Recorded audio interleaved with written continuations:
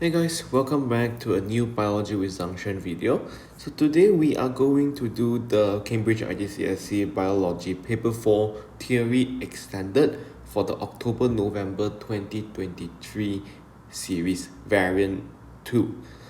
So this paper we will come back to structured questions already, where I've been getting reports of my handwriting being not so um, easily readable. So what I've done is that I've tried my best to write in a clear manner. So I hope this time it helps. Okay, let's start off with the first question. If there's anything, do write down in the comments below. I will clarify them. Question 1A. Red blood cells are specialized cells that transport oxygen.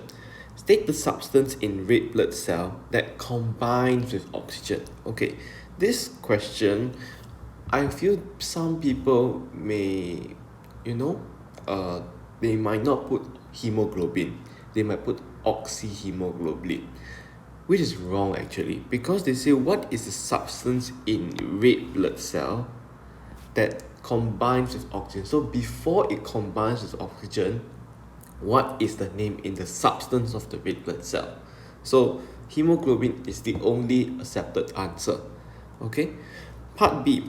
State the name of the component of blood that promotes blood clotting. This is very simple. It is just platelets. Okay. Part C. Some students investigated the effect of immersing red blood cells in different concentration salt solutions. They measured the diameters of samples of red blood cell and calculated the mean. They then immersed each red blood cell sample in a different concentration salt solution. After 2 minutes, they measured and calculated the mean of the samples again. Table 1.1 shows the results. So just have a look at how the table shows before and after, initial and final, after they have been placed in a particular concentration of a salt solution.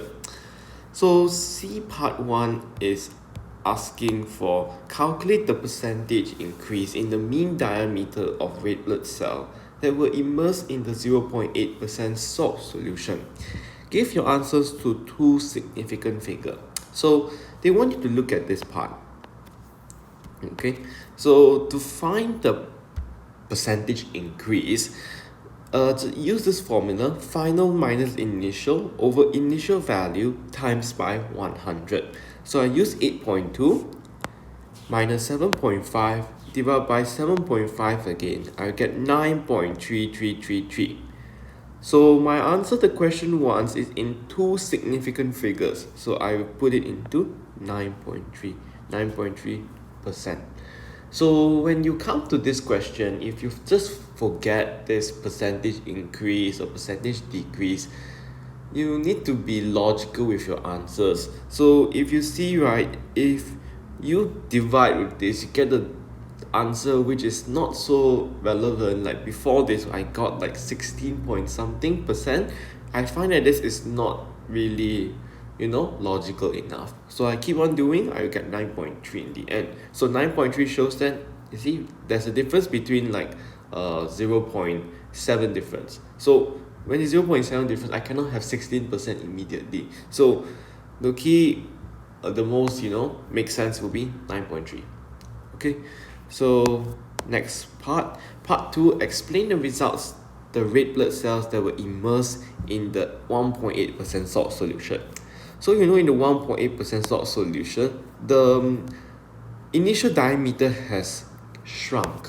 So what causes the shrinkage is because of the high concentration of the salt solution. When the percentage of concentration of the salt solution is really high, the water potential becomes really low. So you mentioned that there is a lower water potential. Therefore, what happens is that inside the red blood cell, it has a higher water potential. Therefore, water will leave the red blood cell, going down its concentration gradient by osmosis. And then the remaining one is all by definition across a partially permeable membrane. So when you see this kind of question again, if it's pretty much telling you osmosis, use the definition of osmosis and compare together with the table above with your results. Don't just write the definition itself without comparison with the question, because this will be very simple if you understand why did the value drop from 7.5 to 6.0.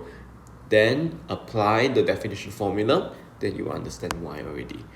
Okay, part 3. State why there is no change in the mean diameter of the red blood cell immersed in a 0.9% salt solution. If this is the case, it means that the water outside the cell is equal to water inside the cell. Therefore, there's no net movement of water. Usually, this is what we call as isotonic solution. Therefore, this is 1 mark only. Okay, part D. State why red blood cells burst, burst when immersed in pure water, but plant cells do not. So when the blood red blood cell is placed in a solution with a higher water potential, and this is usually what we call as a hypertonic. I would say this is hypotonic usually, yes. So what happens if there's too much water entering the cell? It will burst. That is the question they want. But what makes it burst? The lack of the cell wall. Okay, so this is the answer.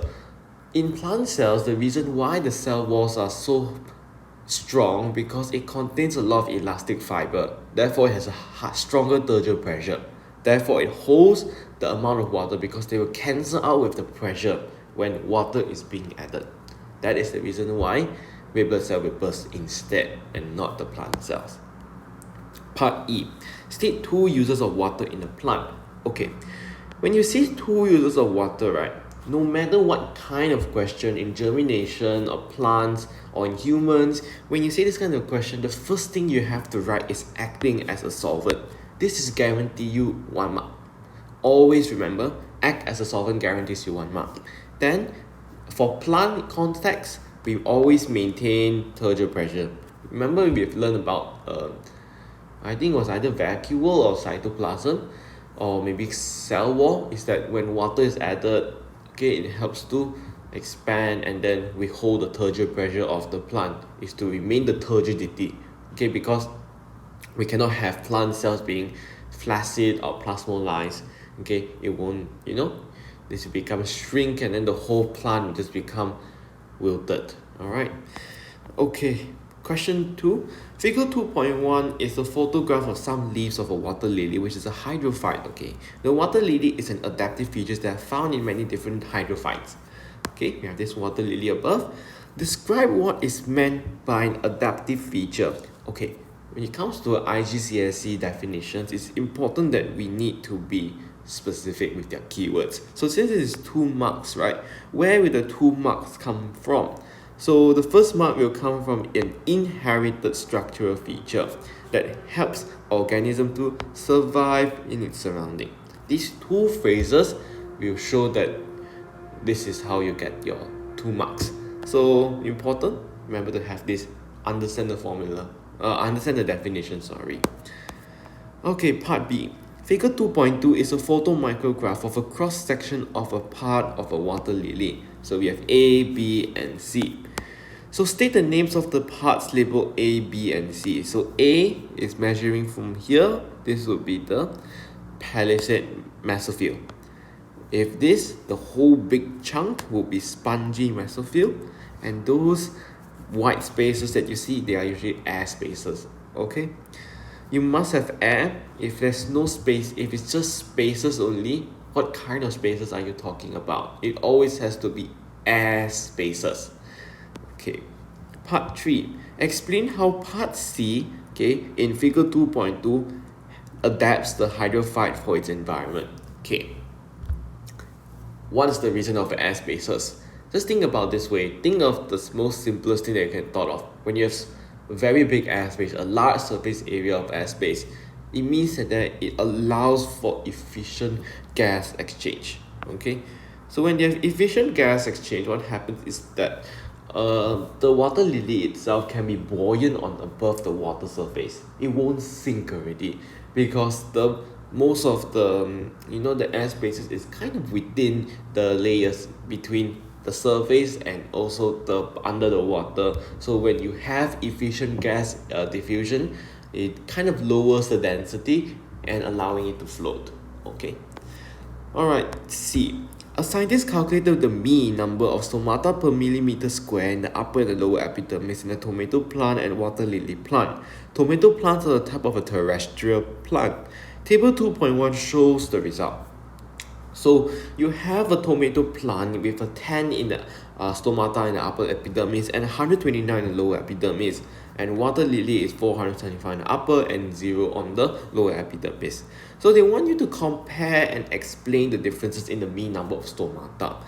Okay, when you see compare and explain, 5 marks. How are you going to separate them? Is that you just evaluate how much you can write. For this case, I will write 2 points in comparison, 3 marks in explanation, because I don't really want to spend time more on comparison. Comparison is very simple. It's just what you can see between the tables. So what is my first one I've written is that the number of the stomata in the lower epidermis is more than the upper epidermis for the tomato, okay, because it's 129 and there is 10. You can state the values if you want to, or otherwise you can just say one side has more than another. Number 2, the number of stomata in the upper epidermis is higher and there is none on the lower epidermis for the water lily. So this is the second one. Compare 2 of the plants. Now explain why the positioning of the stomata affects its daily processes. So you can see tomato faces the sun more often. You won't see tomato face under the water or under the mud. It doesn't. It's facing towards the sun. So what happens is the stomata will locate below so that they can reduce the loss of water or reduce transpiration. Water lily, for the other hand, is that the stomata mostly locates at the top. They do not need to lose water or anything, because under the water lily, the leaf itself, right, it's already covered with a surface of water. So therefore, the stomata will be used instead for exposed with the air for gas diffusion. Okay, so this is the reason why. Just link. Sometimes it's really logical if you know what is it. Okay, part 3. State the name of the cells that control the opening and closing of the stomata. Guard cells. They have given you the clue. It's the opening and closing of the stomata. Okay, question number 3. Figure 3.1 is a diagram of the junction between 2 neurons in a healthy person. Figure 3.2 is a diagram of the junction between the same 2 neurons in a person who has a Parkinson's disease. This disease affects the nervous system. For question 3, right, I heard some of my friends that this is really difficult because this is an application question. So whatever you learn from synapse and the neurotransmitters, right, it will be applied. How are you going to apply this into a daily situation, such as Parkinson's disease, for example? So let's see first. Part A, identify the parts labeled X and Y. So let's look through at X. So they're pointing to you at the membrane of the vesicle, not the vesicle itself. So Y would usually clarify that this is the membrane of the vesicle or the vesicle membrane. Either way, it can work. For Y, right, they are pointing you to this particular space, which is what the synaptic gap. Some may say it's okay, synapse, but the best be the synaptic gap. Okay, part B is the one. Parkinson's disease affects neurons in the brain that are responsible for movement. Using the information in figure 3.1 and figure 3.2, suggest and explain the effect of Parkinson's disease on the person's movement. Okay, this is again 5 marks, but I wrote rather short because I'm simplifying a lot of things here. But suggest and explain, I always refer to 2 suggestions and 3 explanations usually. Okay, let's see. The effect of Parkinson's disease can cause slower movement. If you have slower movement, you get 1 mark already. And the reflexes are also slow during daily actions. This definitely, because when you have a slower neurons and slower nervous system, you are unable to react with different reflexes anymore, so everything will be slowed down. This is due to fewer vesicles in the neurotransmitter, where its major role is to constantly diffuse neurotransmitter across the synaptic gap to proceed the next response. So for this starting, right, it's basically your understanding of how neurotransmitters are produced from the vesicles and how are they diffused to the other side, binding with the receptor proteins, and then how is it continuing from the presynaptic to the postsynaptic. Okay, so this is the 5 marks. Okay, describe 2 ways nervous control system differs from hormonal control. Very simple. It's a very common question asked. So nervous control system is usually more faster, more rapid than hormonal control system. Hormonal control system also involves with hormones.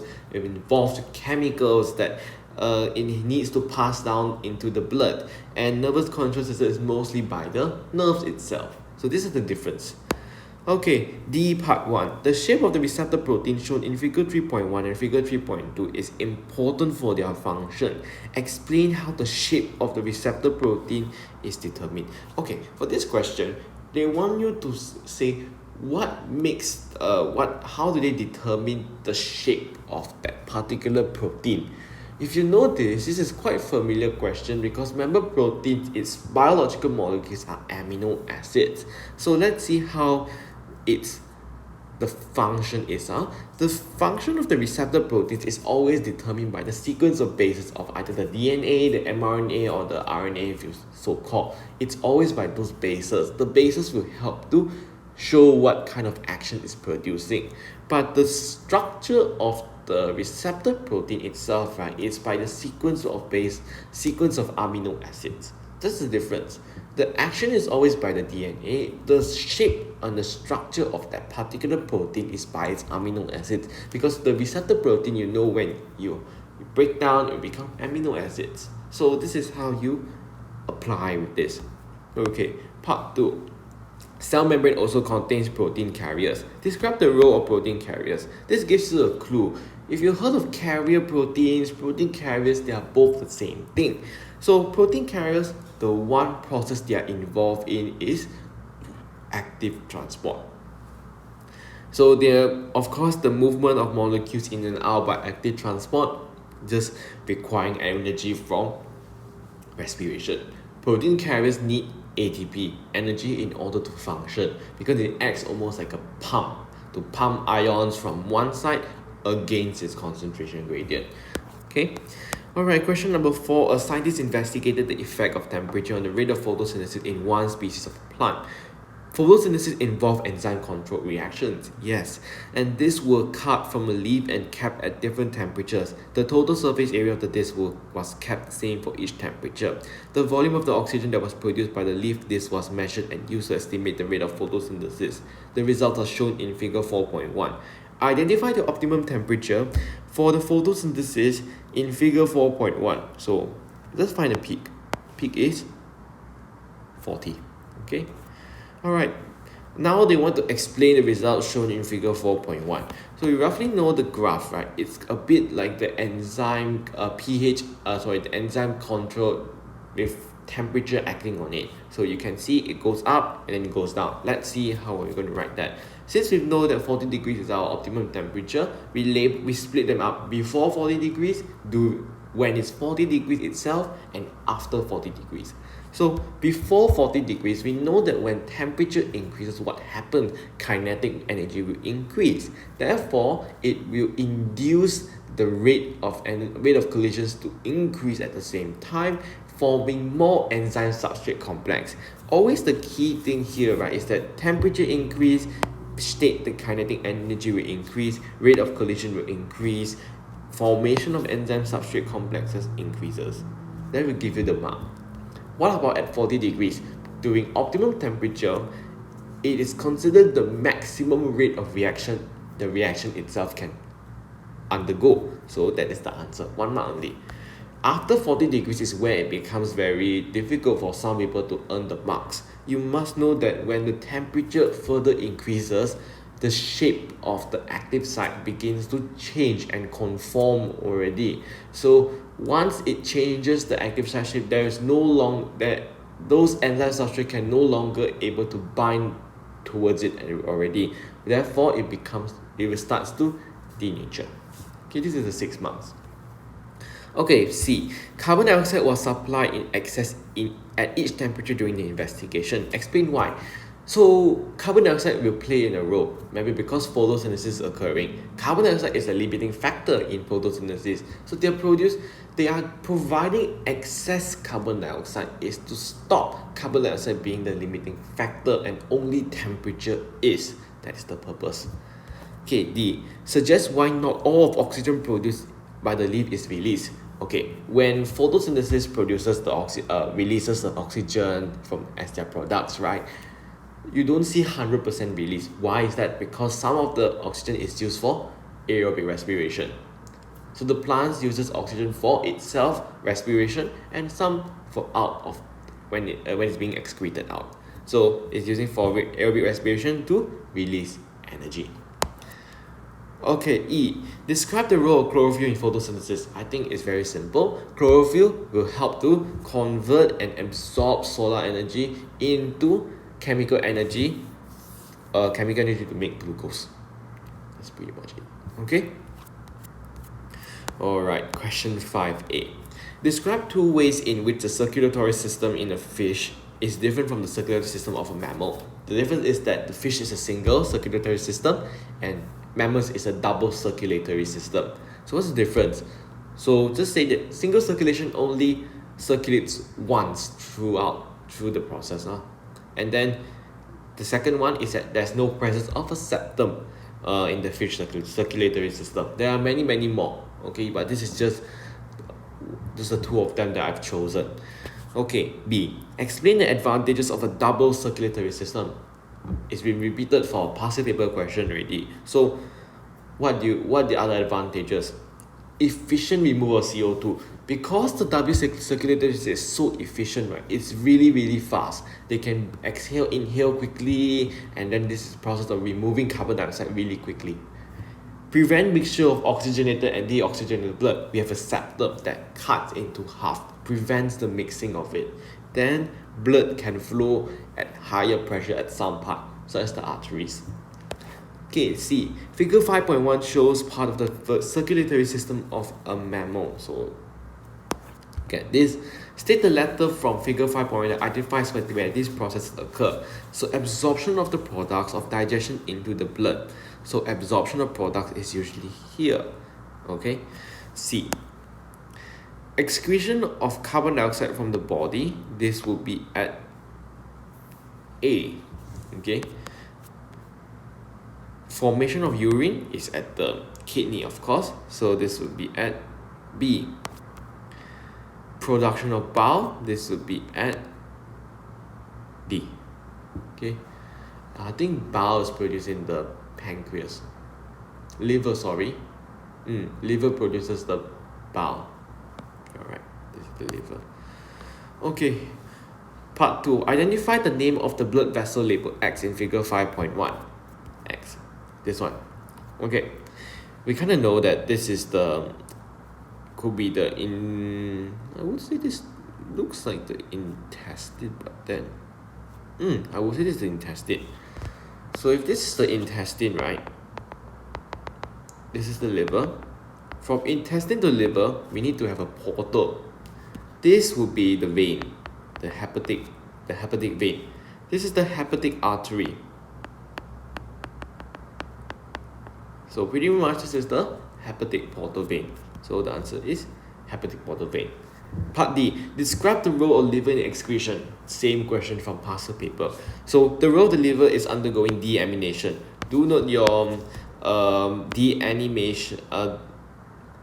Oh my goodness.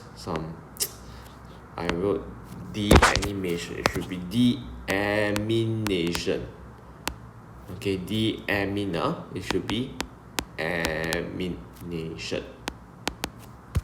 Okay, which helps to remove the nitrogen containing part of the amino acid, and then it also helps in the formation of urea, and then it's later sent to the kidney to form urine. Okay, that is the formats. Okay, 6A.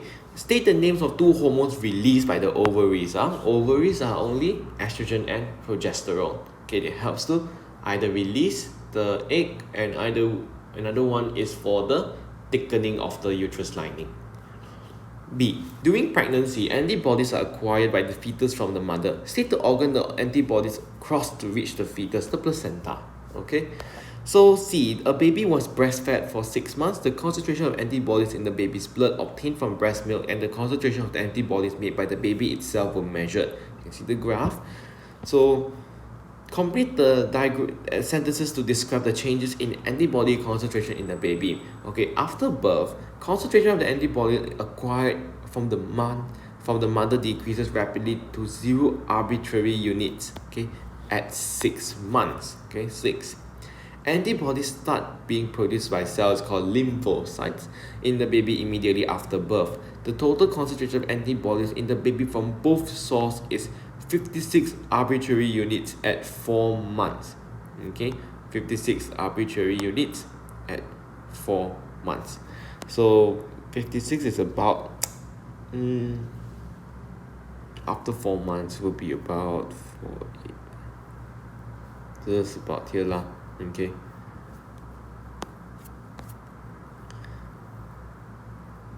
Both sources. Oh, both sources.